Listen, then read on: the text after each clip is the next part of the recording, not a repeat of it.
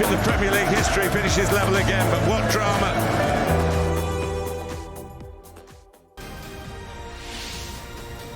Manchester United with 13 shots, 6 of them on target, the lion's share of possession, more passes in the opposition half, more touches in the Chelsea box, but their XG slightly down on that of Chelsea, so perhaps that says something about the quality of the chances. They did take the big chance at the end. The ball fell to Casemiro to score the equaliser, and the celebrations at the final whistle were all Manchester United. Let's hear from Bruno Fernandes. He's with Jeff Shreves.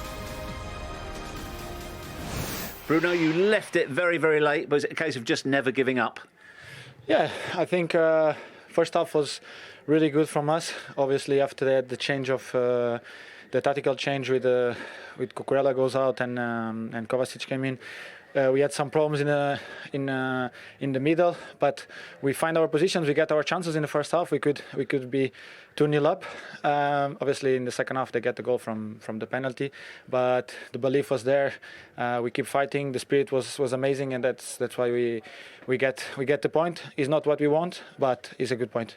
Do you feel you should have gone in at half-time from what you just said in the lead, because you not only had the chances, but you had superiority, especially in midfield? No, I think the best chances we had, we could have scored. We miss, doesn't matter. We go on. We keep fighting. We keep working. As I said, we concede the goal. If you're not 2-0 up or 1-0 up in half time, it's because you don't deserve or because you don't did enough to be winning the game. But for me, the most important thing is the reaction of the team after the 1-0. The belief that exists, the togetherness, the spirit is amazing. We show it once again, and we have to carry on. What was your view of the penalty? I have no view because I was in front, so it's difficult to talk about. Obviously, what I said to the referee is like, in the Premier League, this kind of contact exists every single game. So I didn't see the contact, but I think holding and this kind of stuff, if we start whistling this kind of penalties, it's difficult. But as I said, I didn't see it, so I can't say if it was right or not. Scott said it was not holding him. So I don't know. I have to see it, but obviously makes no sense now talking about that because it will change nothing. What would you say about the quality of the equaliser, Casemiro's header? Oh, first of all, it's a great cross from Luke. Great, amazing cross. And after, obviously, great header. We know that he has that. He had scored many goals at Madrid with this header. He had a chance against Everton, probably better than this one, and he missed. Today, he get it right. It was a fantastic goal, and we are really happy for him. But obviously, because we get 1 point, it's always better than lose the game. Lastly, the situation regarding Cristiano Ronaldo. What has been that like for you and the rest of the players? No, we don't talk about that. We keep it quiet inside. We have to deal with that inside, and no one else has to know what we think, what we want, or what will gonna happen, because also us we don't know. So the most important thing for everyone, including Cristiano, is that the team wins, and I'm pretty sure of that. Thank you, Bruno. Thank you very much. Bruno won't talk about Ronaldo, should we? We can do, yeah. Do you think that Manchester United would have had a better chance of winning it if he'd been either in the side or available from the bench? Well, it's difficult, obviously. He's had to take his punishment. Like we said, the big problem for Man United throughout the season is scoring enough goals. Leicester City were bottom of the league, have scored more goals than Man United. And for the attacking players United have, that's not enough. No, you give them credit towards the end of the game, obviously finding a way to get an equaliser, but they need more of a goal threat going forward. They have to. And obviously, I'm sure we'll revisit Ronaldo in the next week or two regarding if he's going to be brought back into the group. But yeah, I've said it many times before, Ronaldo has to be a good option when your team's not scoring regularly. But don't you think that the team needs more than just a goal scorer? They need a goal scorer, but also somebody more than just that. The team, Man United. I think the team are okay. I think that we saw the best and worst of Man United today in terms of the first half. Jimmy, we saw 35 minutes. They dominated the game. But you didn't feel there's loads of goals in the team. They were creating 1 or 2 chances. Marcus missed a couple of chances. Shaw had a shot outside the goal, but it wasn't enough. But you see at the end of the game there where there was a bit more desire to get something out of the game, they found it. But they need to see more of that. Because what Man United have always done over the years, and the manager, we might be critical of his substitutions today, but I don't think he had great options off the benches. You've got to gamble to win football matches. I don't think this team is gambling enough. And you've got to be prepared to lose matches, whereas this team at the moment, they're just kind of... They're not scoring enough goals. As I said, Leicester are bottom of the league. They've got more goals than Man United. And when you look at the attacking players, and I'm including Ronaldo obviously in this, they need to do better. They have to score more goals as Man United. There's a responsibility on the attacking players to go and win your football matches. OK, they're delighted with the draw, but nothing to get too excited about. So if Manchester United aren't scoring enough goals, they certainly don't want to be conceding them. They don't want to be conceding penalties. What did you make of the incident? I think he doesn't give himself a great option. He has 2 hands around him. What is bad? If you look, 2 arms, and that makes it bad. If he pulls him down, yes or no, I don't know. Broja makes the most out of it. McTominay can't put himself in that position. By putting himself in that position, it gives the referee a decision to make. Isn't it? He's too close to him. Yeah. He should just give himself a yard. And obviously, it was the first decent delivery. Chelsea. Look, that looks bad. That looks bad. But, you know, and he can say, I didn't put enough strength in there, but it looks bad. And then we all know that he can do this. Brilliant finish. Yeah, 27 of 31 penalties that he's taken for Chelsea have been scored by Jorginho. Not a perfect record, but certainly an excellent record for them. And really, at that stage, Chelsea had been given the opportunity to go in front. Did they do enough to manage the game from then on? Not for me. Look, overall, did they do enough to win the game? No. But they got their noses in front. You know, when you got your nose in front, 7 minutes to go, you need to sit it out. Big teams sit it out. They don't play well, but they get the 3 points. They did not do that right. They went on the back foot instead of staying front-footed. Keep the ball in the opposition's half. When you have throw-ins, throw it in a corner. Let Broja hold it. Kill the time. You know, if you make free kicks, make them in the opposition half, not in your own half. And they let too many crosses come in at the last moment. And if you're going to do that, you're always going to give a chance away. And Man United have players who can put the ball in the net, Roy. Yeah, no, it was you know, amazing. Yeah, not enough, obviously, but the equaliser goal was a brilliant header. Listen, it was a really good cross. Again, Chelsea were all over the place here, considering you're looking at experienced centre-half there. They're not quite set. But, of course, United are gambling, looking at leaving people forward. Great ball in. Chilwell, your typical wing-back of football. He's just jumping for the sake of it. I don't like that. But look at Chilwell. He's going through the motions, but an amazing header. Before the cross comes, Chilwell is running back already. Yeah? So why not be attached to the man? Just be attached to the man. Don't let him jump freely. The problem is only McTominay is behind him as well. So the whole back 4 is not in the right position. They need to be 2 meters back. And then you'll deal with it a little bit better. And when the ball comes in, there's situations like this in a game. It's about who really wants to head the ball. Yeah. Chilwell did not want to head that ball. He jumped, he went through the motions. Like the modern full-back or wing-back, it's just laziness, no desire. And it's an amazing header. Again, I look at my goalkeeper. I always think if a goalkeeper gets a hand to it, I know I'm always hard on goalkeepers, then you can do a little bit more. Just a bit more. But brilliant header. Look at the desire. Take nothing away from the goal, man. Yeah, I'm not. It's brilliant. But if you're in the Chelsea dressing room and you're defensively, you'll be absolutely, you know, you'll be sick. But we are both football lovers. You know, we want all goals, and this is a brilliant goal. This is a brilliant header. You know, he gets his hand to it. Yeah. Oh, and he gets a good hand to it. Yeah. Oh, I'd be disappointed with my goalkeeper. Yeah, but for Casemiro, though, I mean, it's not what he's been brought in for, but he enjoyed the moment, certainly. Oh, yeah, it was brilliant. And I think we've underestimated what he can do in terms of as an attacking player, because his forward passing, I think, has been excellent. Obviously, his decision-making. But, again, I think we've underestimated. When he came to the club, everyone was talking he's going to be that sit midfielder and break things up. But I think he's got a lot more to his game than that, and that header was absolutely fantastic. Do you get any sense, and he's scored a goal and he's celebrating with the Manchester United fans, so he is going to be animated, but do you get a sense from this of what kind of driving force he can be in the team? Yeah, I think so. I think, listen, he's a winner. Yeah. He's used to winning. Yeah. He's come from a club that wins Big week club. in, week out. And again, we talk about the top players. They want to win. They put demands on the people around them. It took him a few weeks, I think, to get up to speed. But the last 2 or 3 games, he really has brought that bit of quality, that composure, that mentality, what we saw today. And as I said, to get a couple of goals, is, I think, over the course of the season would be a real bonus. Yeah, and he got an important one for Manchester United at Stamford Bridge today.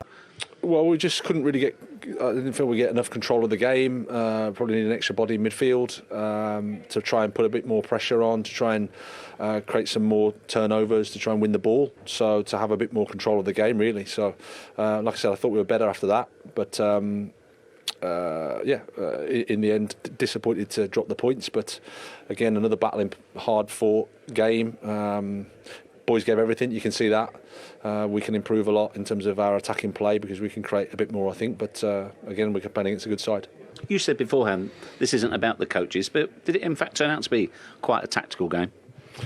Well, there's a few adjustments and things. Obviously, that's our job to do that, to try and see the game and try and help, see if we can help the players. But I thought the players' attitude on the pitch was fantastic from our perspective. Boys gave, like I said, gave everything.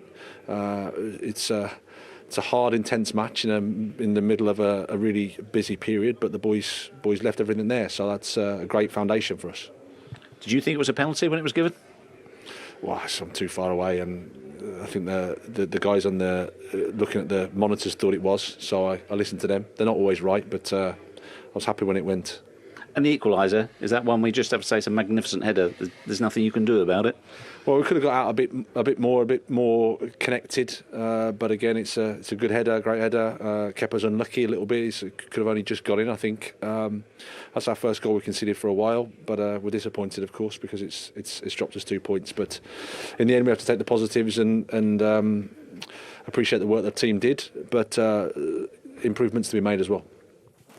Yeah, Chelsea were minutes away from a 6th consecutive clean sheet, but he's still unbeaten in his 8 games in all competitions. More than steady start for life at Chelsea for you, for Graham Potter?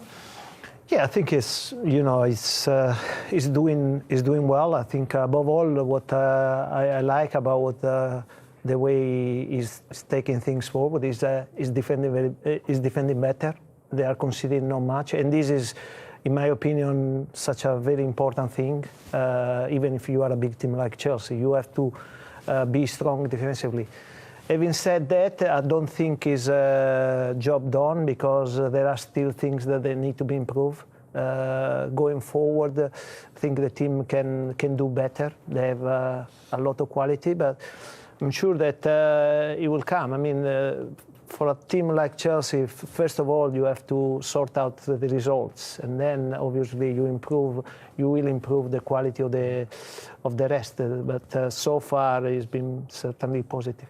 Just give us a managerial look at it, yeah, because he's come in obviously after somebody else has had the pre-season. Yeah, they're not his buys, and he's made 27 changes in 5 Premier League games, trying to find out about the players. Yeah, but how long has he been there now? 8 games. Yeah, 8 games. So it's a very short period, and I think when you come over to a new team, a new group of players, a lot of players, you know them of course from seeing maybe on television, and you see bits of quality.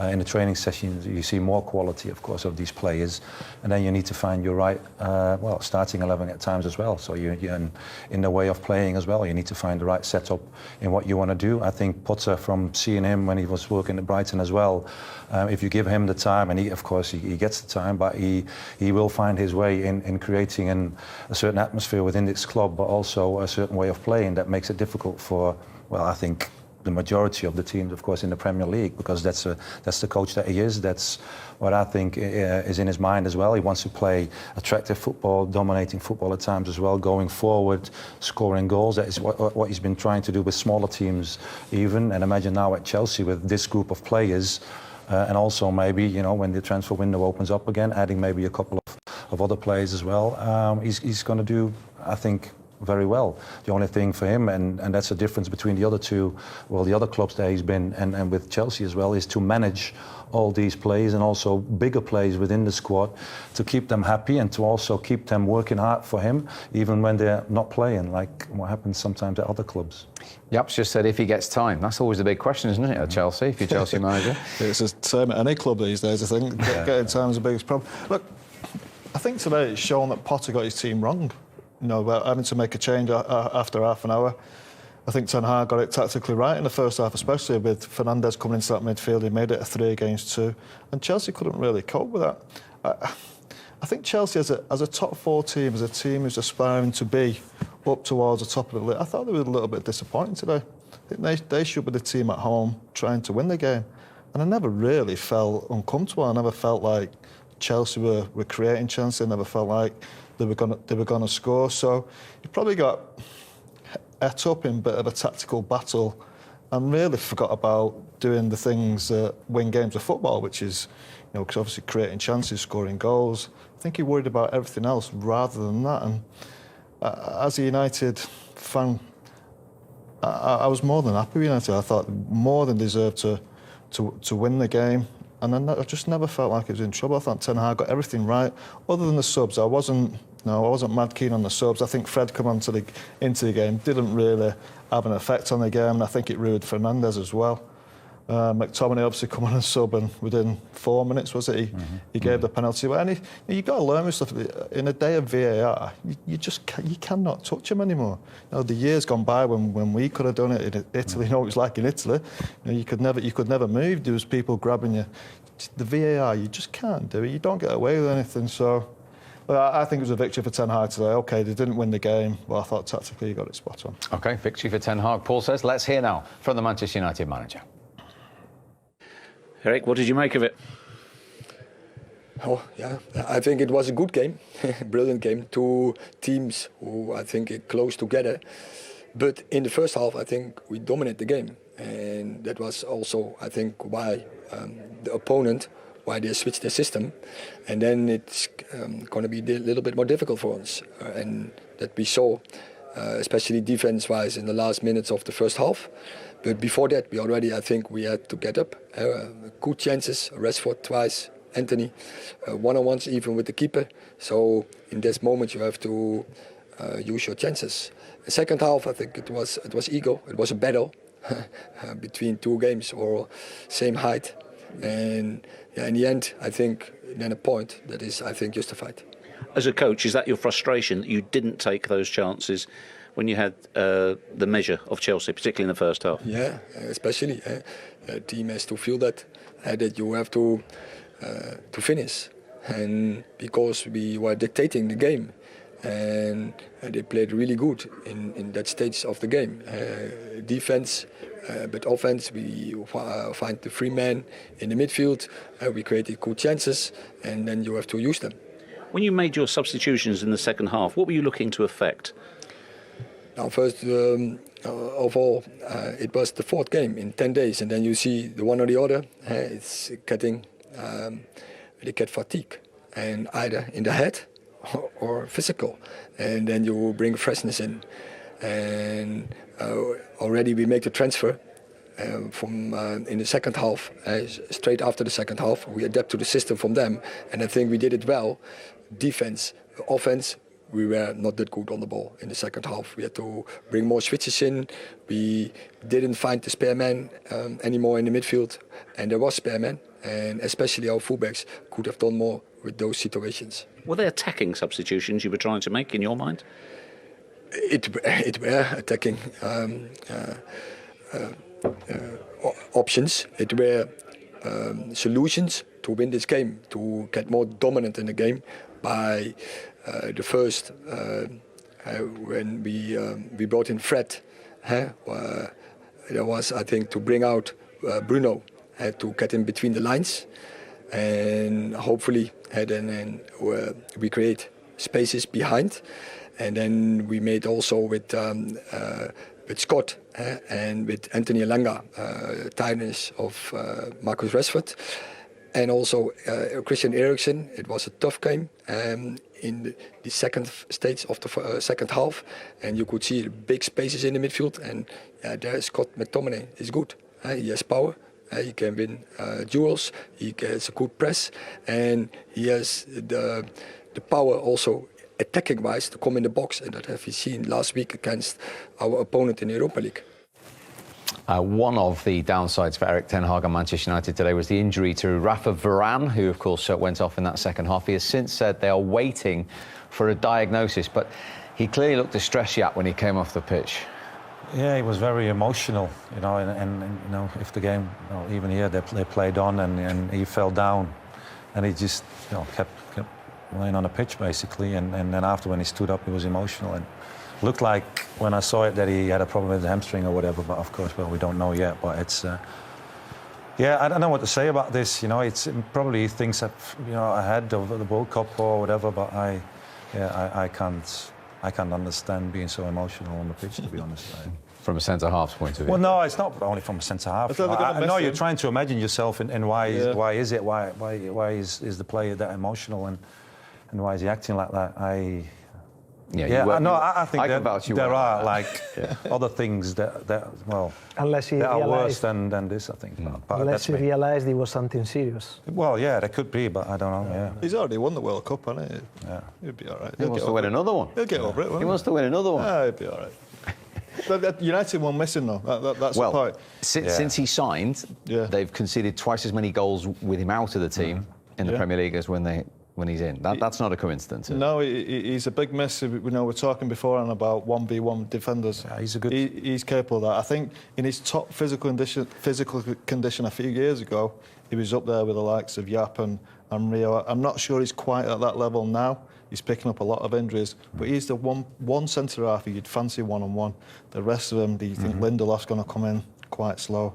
Maguire, we know the troubles he's had. We know Martinez isn't a 1v1 defender, so you wonder how that will affect the team, especially in the middle of the pitch, because you'd be thinking he'll have to play two holding players to try and protect whatever's behind him. Yeah, because that's been some partnership, hasn't it?